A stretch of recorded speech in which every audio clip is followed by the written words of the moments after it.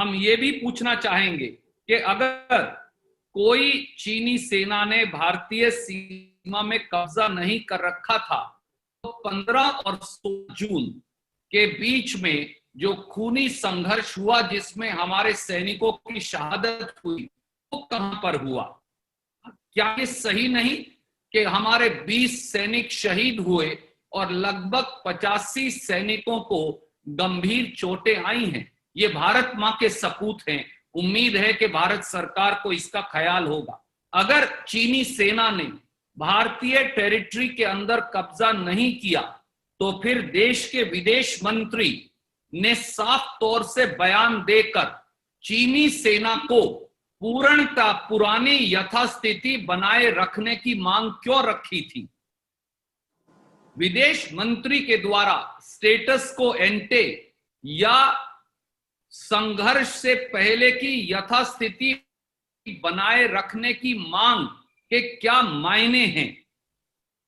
जब भारत सरकार ने ये कहा कि भारतीय और चीनी सेना की डिसएंगेजमेंट की कार्रवाई चल रही है, यानी चीनी सेना अपनी पुरानी स्थिति पर लौट जाएगी, तो इसके और क्या मायने पढ़े जाएं कि चीन हमारी सीमा में घुसपैठ नहीं कराया है।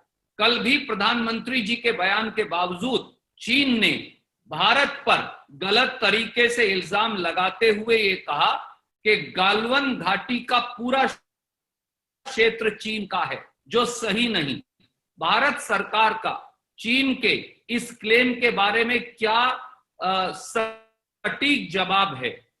क्या भारत सरकार को आगे बढ़ इस चीनी सरकार के इस क्लेम को सिरे से खारिज नहीं करना चाहिए? प्रधानमंत्री जी ने ये कहा था 2 दिन पहले कि हमारे सैनिकों की शहादत व्यर्थ नहीं जाएगी। उसके क्या मायने प्रधानमंत्री जी के दिमाग में हैं? हमारे सैनिकों की शहादत कहां और क्यों हुई, क्या इसका प्रधानमंत्री जवाब देंगे?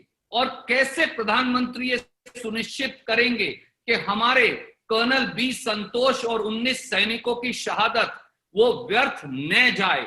उन्होंने जो भारत मां की रक्षा के लिए शहादत दी है वो शहादत देश के काम आए। हम ये सवाल पूछते एक बार फिर दोहराते हैं कि भारतीय राष्ट्रीय कांग्रेस सरकार द्वारा भारतीय भूभागीय अखंडता के लिए उठाए गए हर कदम के साथ है। हम हमारी सेना के साथ अटूट तरीके से खड़े हैं।